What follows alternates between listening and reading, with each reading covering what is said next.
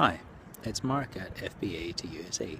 Come to fba2usa.com for hints and tips getting started on Amazon Seller Central if you live outside the USA. And what is it that makes me such an expert? Quite simply, I've been on FBA long enough to have made lots of mistakes. And the mistakes I've made have taught me a few lessons about business and the application of business to the Amazon environment. Because things that work elsewhere don't work on Amazon, and things that work on Amazon don't always work elsewhere. And also, Amazon has its little idiosyncrasies which, just to keep things interesting, could work really well on Amazon, except when you get them wrong. I might give you a couple of examples because they're probably going to be quite useful to you. The first is discounts and promotions. Amazon has a fantastic little engine for doing discounts and promotions. You can set up something like a discount code, you can make it available to people on an email, you can make it available to people on a different website and send them to your Amazon store to use that discount coupon, or you can just use it in inserts that you put inside your product, or you can even just tell people about it and get them to buy your product on Amazon for a lower price. These are all fantastic, and you can set them up in really interesting ways. You can set them up so that they take effect when somebody buys a certain dollar amount or a certain number of your items, or when they bundle things together. So it's pretty useful. It can increase your sales, and it can also be useful for your customers and for your word of mouth, so that people get quite excited about finding your product and telling other people about it and how to get it cheap.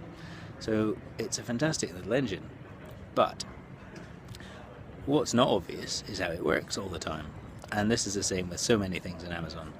Of course, watching all the videos and going through all the processes of finding out how to use all the different things is a way of dealing with this system. But very simply, when you want to set up a new discount coupon, usually you just hit the thing on the top of the menu and then you start to follow the instructions and you think that intuitively following it will work.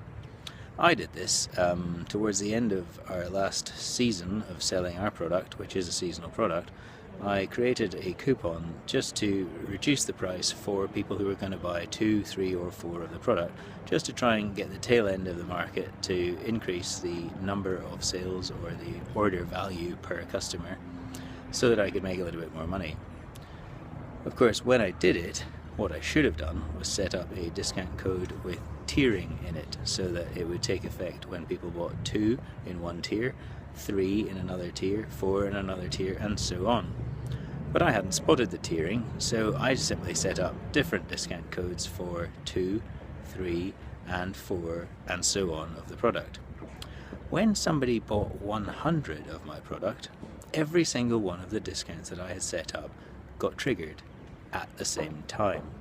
So when the person bought 100, every single volume discount available, 20% here, 10% there, 15% there, all happened to that person for one order. In the end, that person paid about what I pay for the product, so I didn't actually lose money, but equally I didn't make money. Worse still was the fact that when I logged into Seller Central to have a look at it, initially I was over the moon, because what Seller Central told me was I had sold $2,000 worth of my product in one order. I was thinking, this is brilliant, until I looked. I'd actually sold it for about $400 in the end, which is not an exciting thing to find out.